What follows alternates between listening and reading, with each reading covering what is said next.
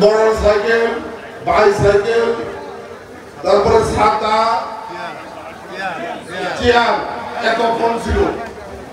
নির্বাচন শেষ, আমাদের সকলের মার্কা ধানের শীষ। যারা নির্বাচিত হয়েছে তাদের মার্কাও ধানের শীষ, যারা নির্বাচিত হয় না তাদের মার্কাও ধানের শীষ। কথাটা কি? আমাদের নেতা বেগম খালেদা জিয়া, আমাদের নেতা তারেক রহমান, ঠিক আছে?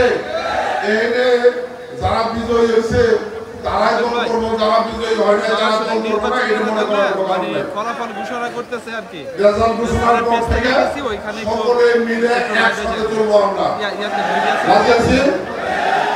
এই রেজাল্টে কোন রকম বিজয় উল্লাস চলবে না, কোন রকমের বিজয় মিছিল চলবে না এবং কোন রকমের বিক্ষোভ করা চলবে না।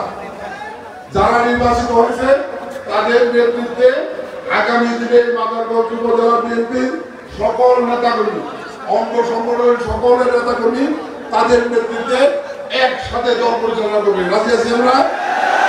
ইনশাআল্লাহ আমরা এখন ফলাফল ঘোষণা করব।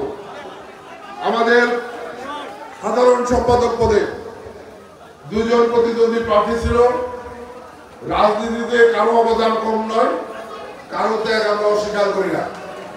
তারপরে ভোট প্রক্রিয়া, এই প্রক্রিয়ায় মিজানুর রহমান রতন সাদা প্রতীকে 260 ভোট পায় নির্বাচিত হয়েছে। তার নিকটতম প্রতিদ্বন্দ্বী আব্দুল মান্নান মোটরসাইকেল প্রতীকে 215 ভোট পেয়েছে। এই আগে বলছি মিছিল হবে না, আগে বলেছি কোন রকমের বিজয় উল্লাস হবে না, কথা কিন্তু মনে রাখতে হবে না। আমি কিন্তু সকল চিনি, যারা নিচে আছেন আমি কিন্তু অনেকে চিনি।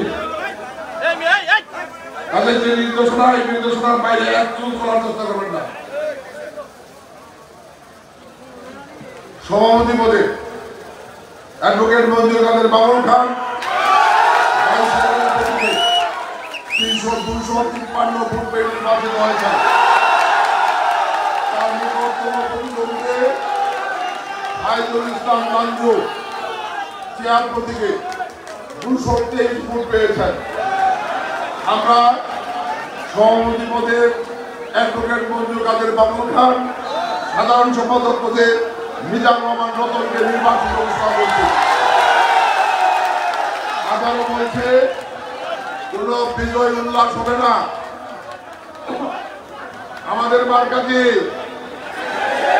আমাদের মার্কাকে, এই বাংলাদেশের জনগণের মার্কাকে, বেগম খালেদা জিয়ার মার্কাকে, তারেক রহমানের মার্কাকে, জামালপুর জেলা বিএনপির মার্কাকে, মাদারগঞ্জ উপজেলা বিএনপির মার্কাকে, আমাদের সকলের মার্কাকে।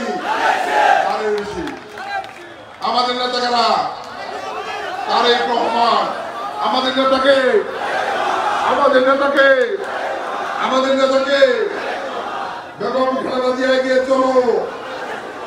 মাদারগঞ্জবাসী তোমার পাশে, বেগম খালেদা জিয়া এগিয়ে চলো, তারেক রহমান এগিয়ে চলো। আমরা বিনয়ের সাথে অনুরোধ করছি, এটা নিয়ে কোনো বিজয় উল্লাস করা যাবে না এবং কোন রকমের বিক্ষোভ করা যাবে না।